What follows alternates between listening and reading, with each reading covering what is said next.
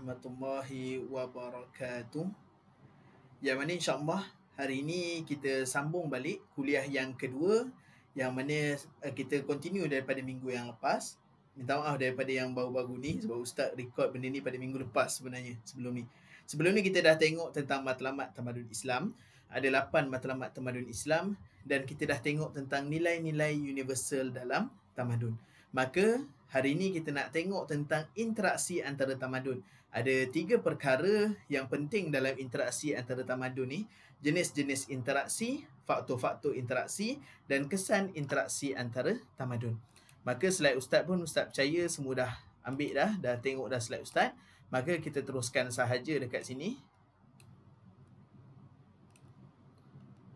Baik, bila kita sebut tentang interaksi antara tamadun, apa yang dimaksudkan dengan interaksi antara tamadun? Interaksi itu adalah penyerapan budaya luar ke dalam budaya tempatan melalui proses asimilasi. Asimilasi ini kita bergabung dengan budaya-budaya yang luar. Kita bergabung satu tamadun dengan tamadun yang lain dalam satu jangka tertentu sehingga budaya asal tempatan hilang identitinya. Bahasa mudahnya begini. Bila kita sebut tentang interaksi antara tamadun, maka kita bangsa Melayu tidak bersifat jumud. Kita berhubung dengan bangsa-bangsa luar, kita berhubung dengan tamadun-tamadun yang luar. Bila mana kita berhubung, kita berkomunikasi dengan tamadun-tamadun luar, maka sedikit sebanyak budaya, nilai, bahasa daripada tamadun-tamadun luar tu kita bawa masuk ke dalam tamadun Melayu kita. Contoh, pelajar-pelajar UiTM yang lelaki pergi kelas, kebanyakannya pakai kemeja, pakai t-shirt. Adakah itu asalnya budaya Melayu? Jawapan dia tidak. Yang mana itu adalah sebahagian daripada budaya barat. Habis kenapa orang Melayu dah boleh pakai kemeja? Kenapa orang Melayu boleh pakai t-shirt? Sebab kita berasimilasi. Kita bergabung, kita blend together. Kenapa boleh jadi macam tu? Sebab orang Melayu berinteraksi dengan orang barat. Maka sedikit sebanyak budaya-budaya luar kita bawa masuk ke dalam budaya tempatan. Apatah lagi tentang makanan dan sebagainya, sekarang ni ada western food apa semua, itu bukan makanan Malaysia.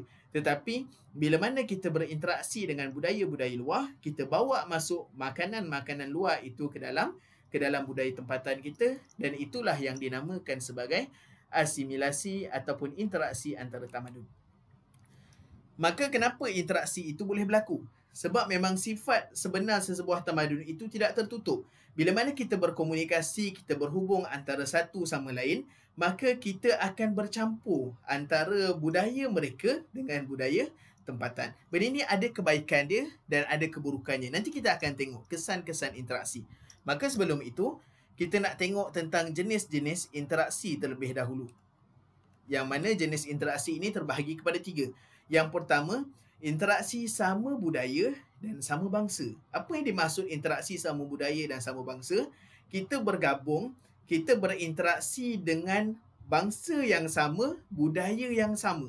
Contoh paling mudah, bangsa Melayu ataupun budaya Melayu. Walaupun kita kata kita orang Melayu, tapi kita tahu yang mana bangsa Melayu ini ada beratus-ratus etnik dia, beratus-ratus rumpun-rumpun Melayu. Bila mana kita berinteraksi dengan keseluruhan etnik-etnik ataupun budaya-budaya bangsa-bangsa Melayu yang ada, maka kita akan ambil sedikit sebanyak budaya-budaya daripada bangsa-bangsa lain. Contoh, kita berinteraksi dengan masyarakat Melayu Kelantan, maka kita ambil budaya makanan Kelantan ke dalam makanan kita. Yang mana kita orang Kuala Lumpur contoh, kita dapat makan nasi kerabu. Nasi kerabu daripada etnik Kelantan. Pergi turun sikit dekat Terengganu. Terengganu ada nasi dagang. Ataupun bangsa Jawa. Bangsa Jawa mungkin dia terkenal dengan nasi ambeng. Macam itulah juga dengan bangsa-bangsa yang lain. Dalam kita masyarakat Melayu itu sendiri, kebanyakan masyarakat Melayu, dia punya budaya mereka masing-masing. Tetapi bila kita berinteraksi antara satu sama lain, maka kita dapat ambil segala macam budaya-budaya daripada pelbagai etnik-etnik Melayu itu sendiri. Maka itu yang pertama, sama budaya dan sama bangsa. Yang kedua, interaksi budaya yang berbeza. Yang mana berbeza budaya dan berbeza bangsa. Contohnya, kita berinteraksi, orang Melayu berinteraksi dengan masyarakat Cina. Masyarakat Melayu berinteraksi dengan India. Masyarakat India berinteraksi dengan dengan masyarakat barat. Masyarakat barat berinteraksi dengan Korea dan sebagainya. Itu yang dinamakan berinteraksi dengan berbeza budaya. Yang tadi yang pertama, budaya yang interaksi antara Melayu dengan Melayu yang pertama tadi.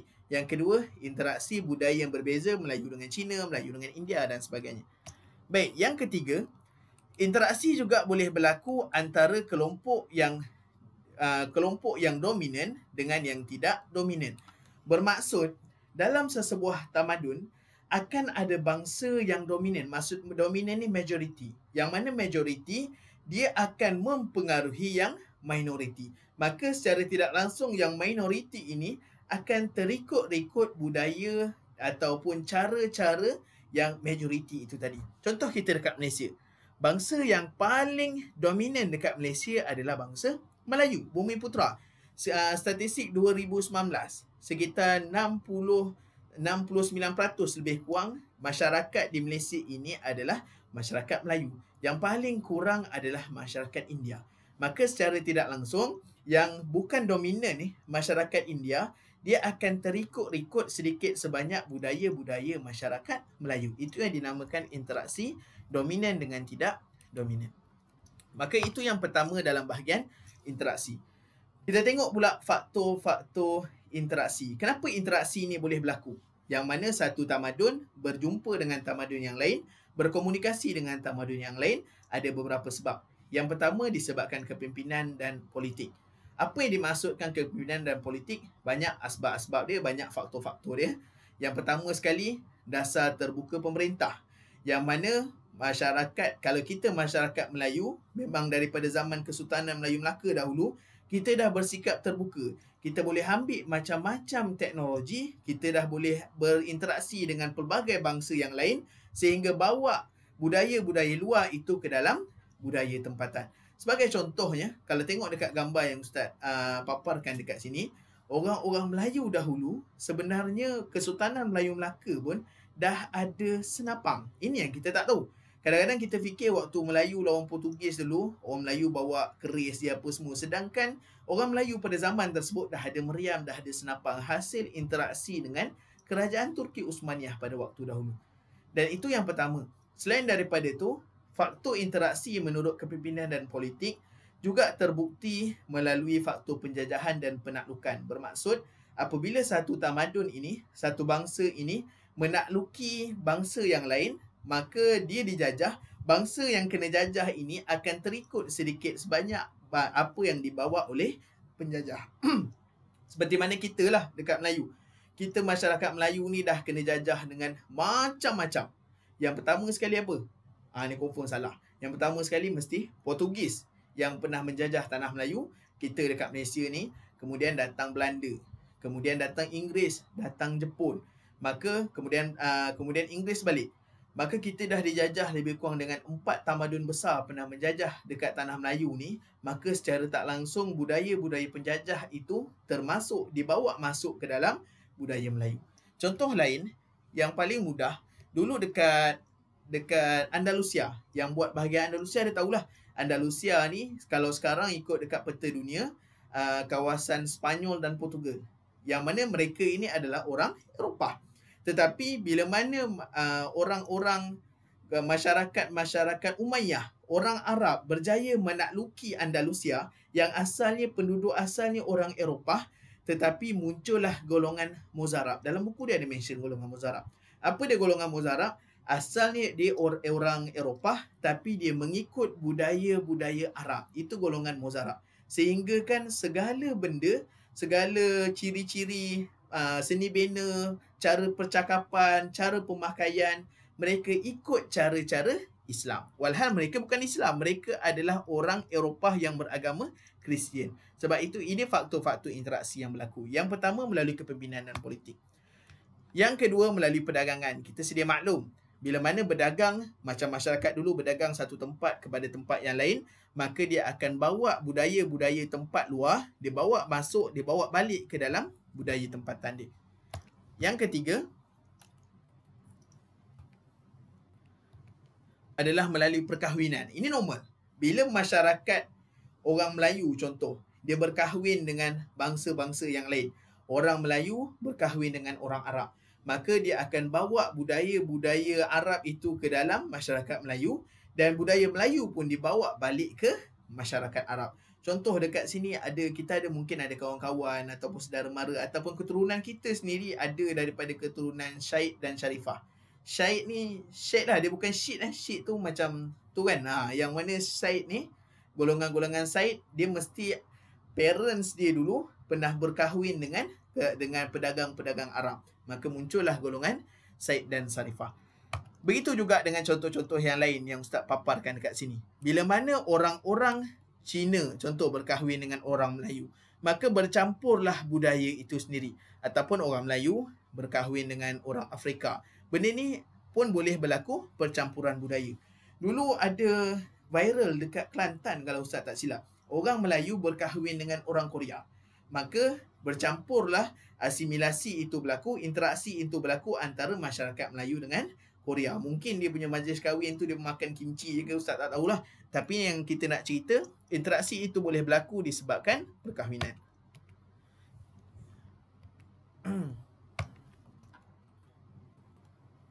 Yang keempat, melalui ibadah ataupun ziarah. Ini biasa. Kalau kita melancong ke tempat lain ataupun kita buat ibadah haji, ibadah umrah, maka kita akan terbawa budaya luar, bawa masuk ke dalam budaya tempatan. Baik, itu tadi faktor-faktor interaksi. Kenapa interaksi itu boleh berlaku? Yang terakhir untuk hari ini, kita nak cerita tentang kesan-kesan interaksi. Kita dah cerita yang mana bila berinteraksi ini, macam-macam sebab boleh berlaku interaksi, maka ada kesan dia. Kita banyak bawa masuk budaya luar ke dalam budaya tempatan, yang mana kita bahagikan kepada dua. Satu kesan positif dan satu kesan negatif. Ini sangat-sangat penting dan selalu ditanya dalam exam. Kesan interaksi, kita tengok yang positif dahulu. Pertambahan bahasa dan kosakata. Ini menarik. Sebab apa? Kalau orang Melayu sebenarnya, dia tidak berinteraksi, dia tidak berkomunikasi dengan tamadun-tamadun luar, orang Melayu tak ada bahasa dia yang tersendiri. Dan percaya ataupun tak, kalau kita buka kamus, semua perkataan-perkataan Melayu yang bermula daripada huruf F, kebanyakannya adalah bahasa pinjam. Apa semua? Foto daripada bahasa Inggeris. Apa lagi? Ferry daripada bahasa Inggeris. Semua kebanyakan bahasa Melayu yang bermula daripada huruf F, semuanya adalah bahasa pinjaman daripada mungkin France, mungkin English ataupun bahasa Arab itu sendiri. Tapi ini baik dia. Kalau tak, orang Melayu tak ada huruf F langsung. Yang dia ada fa, fu, fu, fi yang mungkinlah yang korang amalkan dulu tu. Tapi ini kesan positif dia. Kita adalah kosakata yang baru. Selain daripada tu, kesan-kesan positif dia dari sudut pakaian. Bila mana kita berinteraksi dengan masyarakat-masyarakat luar, kita akan ambil pakaian-pakaian luar. Orang Melayu sekarang pun dah pakai baju, dah pakai kain sutera. Orang-orang Cina pun dah pakai baju kurung. Ada orang lelaki Cina dah pakai baju Melayu. Dan ada juga orang Melayu yang buat, perempuan Melayu yang buat baju kurung daripada kain sari. Maka ini adalah kesan positif dia. Apatah lagi, kesan positif dapat dilihat dari sudut seni bina. Bila mana orang Melayu berinteraksi dengan masyarakat Cina, maka seni bina Cina dibawa masuk ke dalam tempatan. Macam tu juga seni bina India, seni bina Eropah, semuanya bawa masuk ke dalam budaya tempatan. Begitu juga dengan seni-seni muzik, seni tari, seni ukir dan sebagainya. Tetapi kalau kita banyak sangat berinteraksi dengan negara luar, dengan tamadun luar, berlaku proses asimilasi yang melampau, maka ada kesan-kesan negatif dia. Yang pertama sekali, hilang identiti bangsa. Orang Melayu sendiri dah tak tahu budaya-budaya Melayu. Ini sangat bahaya. Kalau banyak sangat ambil budaya-budaya luar masuk ke dalam budaya tempatan. Yang kedua, banyaknya pengaruh budaya-budaya kuning. Maksud dia budaya-budaya negatif daripada luar pun, kita akan terserap sekali secara tak langsung. Kalau perasan ataupun tak, time sekolah rendah dulu, dah banyak dah budaya-budaya kuning. Time sekolah rendah dulu ada budak skinhead, ada budak punk, budak apa dah lagi. Sampai kau masuk sekolah menengah, dah ada budak dia ada budak-budak TikTok lah, apalah macam-macam benda lah, mengarut-ngarut tu. Semakin lama, semakin banyak budaya-budaya yang mengarut, budaya-budaya kuning, dibawa masuk ke dalam budaya tempatan Malaysia. Hasil daripada kesan negatif interaksi. Selain daripada itu, sistem politik tanah air pun akan mula menjadi kacau bila banyak sangat ambil contoh-contoh politik daripada luar, bawa masuk, kita tengok oh negara luar pentadbiran dia macam ni, nak cuba applykan dekat Malaysia. Kadang-kadang benda tu tak sesuai diamalkan dekat Malaysia. Macam tu juga dengan sistem ekonomi. Apa yang bangsa barat buat sebagai contoh ekonomi dia tak semestinya sesuai diamalkan dekat Malaysia. Dan akhirnya penyalahgunaan teknologi ini pun banyak berlaku. Bila mana kita banyak berinteraksi dengan budaya-budaya luar, kita ambil teknologi luar bawa masuk ke dalam teknologi tempatan, akhirnya benda-benda berlakulah penyalahgunaan teknologi yang mengarut pun kita bawa masuk ke dalam masyarakat tempatan. Boleh dapat tak setakat ni? Okey. Baik, ini soalan latihan tu boleh tengok sendiri lah untuk menguji kefahaman korang. Baik, Ustaz nak cerita ini tentang bab 2. Kebetulan dah cerita ni, Ustaz nak bagi tahu pasal assignment. Yang pertama sekali, grup assignment yang Ustaz dah bagi tu masih kekal, wajib diteruskan, mesti siapkanlah report tersebut. Dan report itu mesti dihantar by soft copy sahaja, tak perlu hard copy lah. Okey. Cuma Ustaz nak tegur sebab dah 2-3 pelajar minta Ustaz semak, maka Ustaz dah semakkan, tapi secara tak langsung ada beberapa perkara. So far, betul, korang dah ada rujuk dengan beberapa rujukan-rujukan. Korang ada tengok dekat Google Scholar lah, easy access, ataupun ada buku-buku apa semua. Macam Ustaz kata, Ustaz nak at least sekurang-kurangnya 5 rujukan yang berautoriti. Tetapi, korang cuma letak dekat belakang sahaja, dekat korang punya tu, korang tak letak dekat dalam. Sedangkan Ustaz dah ingatkan, semua rujukan mesti diletakkan sekali, mesti cite sekali dekat dalam teks korang. Sama ada 2 kaedah. Korang buat dia panggil footnote. Kalau contoh, ni Ustaz pun tak ingat paper apa dah ni. Kalau contoh tengok dalam paper ni, dia ada tulis, lepas tu kalau ada yang ni dia ambil daripada orang, menurut Ibn Abbas, Mujahid lah, apa-apa semua, ada nombor 16. Maka dia ambil dekat mana? Daripada Abdullah bin Muhammad. Ini kaedah yang pertama. Dia buat sistem footnote dekat bawah. Tapi ataupun boleh pakai kaedah yang kedua, macam mana Ustaz bagi tahu sebelum ni, yang mana korang tulis apa yang korang ambil tersebut, korang letak nama orang tu. Macam ni, nampak ada nama orang tu, Return lah, apalah, Muhammad Fazil Ishaq apa semua, tahun 2007. Maka sebab apa yang korang tulis tu, ini bukan korang punya sendiri. Korang tak reka ayat tu, sebab itu fakta. Maka daripada mana korang ambil, maka bagi tahu. Menurut Abdul Rahman, contoh pada tahun 2010, Abdul Rahman, faktor-faktor kejatuhan Bani Umayyah adalah 1 apa, 2 apa, 3 apa. Tulis macam tu. Dan nama orang tu secara lengkapnya mesti ada dekat rujukan belakang. Dan maka dekat rujukan belakang nanti mungkin ada Abdul Rahman tahun 2010, tajuk artikel dia apa, dekat mana, jurnal apa dan sebagainya, ataupun buku apa. Maka benda tu perlu.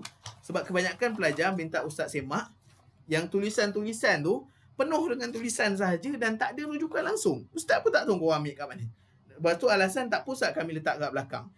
Korang letak kat belakang tapi Ustaz tak tahu. Korang site tu ambil dekat muka surat berapa benda tu. So sebab itulah dekat mana korang ambil fakta tu perlu mention. Kalau mana contoh permulaan, korang bagi tahu tentang zaman Abbasiyah contoh, yang mana tulis menurut siapa-siapa, ataupun dah buat ayat tu, last kali buat dalam bracket nama orang tu. Maka mesti benda ada, mesti perlu ada perkara tersebut. Untuk presentation, sekarang ni sepatutnya macam Ustaz bagi tahu sebelum ni, Ustaz nak gantikan analisis ayat dengan presentation. Tapi dalam keadaan kita sekarang ni PKP, dalam yang agak darurat sekarang ni, nak buat presentation tu nampak macam susah sikit. Maka Ustaz rasa kita mesti back kepada langkah awal, analisis ayat.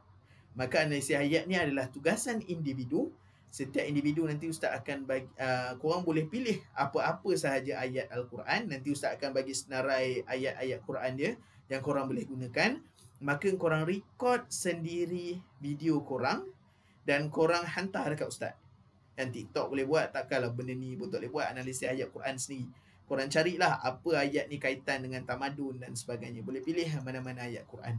Baca sikit ayat Quran tu, terjemahan dia dan apa yang korang faham. Tak payah lama. Maksimum 5 minit sahaja daripada permulaan bismillah sampailah yang terakhir. Nanti Ustaz akan detailkan dalam grup WhatsApp. Saya rasa setakat itu sahaja. Wassalamualaikum warahmatullahi taala wabarakatuh.